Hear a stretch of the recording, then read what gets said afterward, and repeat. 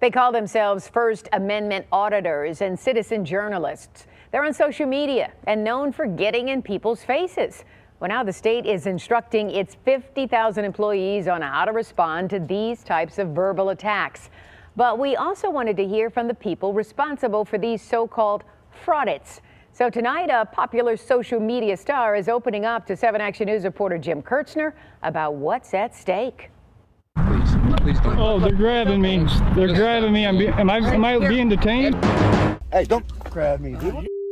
Get out of here. I want to too. You made contact with me. What's your name and badge number, officer? Hey, do you want to tell me your name?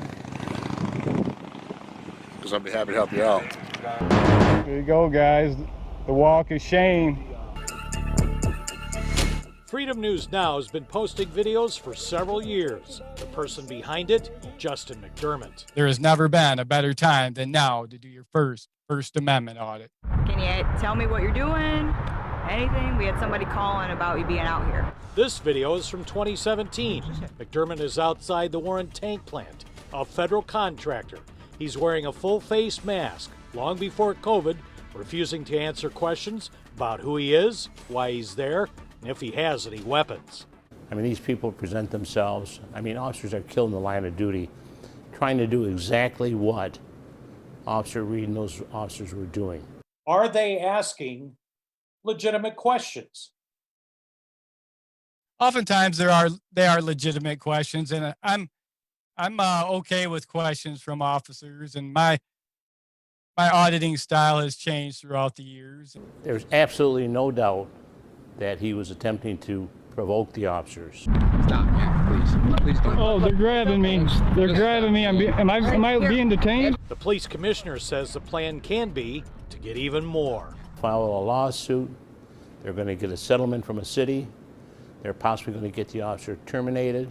The trend prompted this email to go out to 50,000 state employees, telling them how to uphold the general rights of the public while remaining vigilant for suspicious behavior.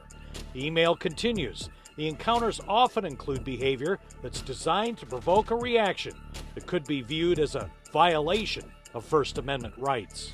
Do you believe that some behavior is deliberately provocative? Next question. The email continues. The most important thing to do is to remain calm and pleasant. Hey, do you want to tell me your name? Because I'll be happy to help you out.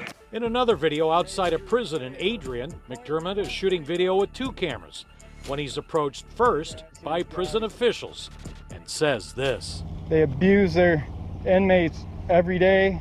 Most of them abuse their wives. You don't know that when you're out there. Yeah, they don't know any of that about myself either. Get this, McDermott says this is the key to his First Amendment audits. There's nothing to hide, then there should be nothing to fear. At the end of his videos, when police walk away, he draws conclusions, often calling them First Amendment fails. There goes the walk of shame, guys. These are YouTube channels. Part of it is entertainment value. Hey, don't grab me, dude. Get out of here. A couple of weeks ago, another team of 3 First Amendment auditors were confronted by the Saginaw County Undersheriff. He says he wanted to get video of their faces. This was their second visit to that department. Their first visit was in the lobby a few days earlier, shooting videos through windows. The undersheriff says several young women employees are inside. Extremely uncomfortable because they want to know, why is this guy recording me and what are they going to do with the recordings of me? After this incident, the men filed a complaint with Michigan State Police.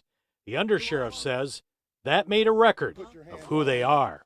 Yeah, I'm good with that. Go ahead, do your investigation. I went out there so that if something were to happen to one of my employees, I can say these 3 gentlemen were here. I told the undersheriff about my questions and lack of answers from Justin McDermott.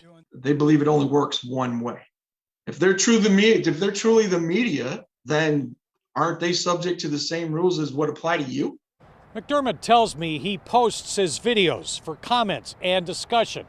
He sells merchandise. He seeks subscribers. He wants to grow his online audience. It is all his First Amendment right. In Warren, Jim Kirchner, 7 Action News.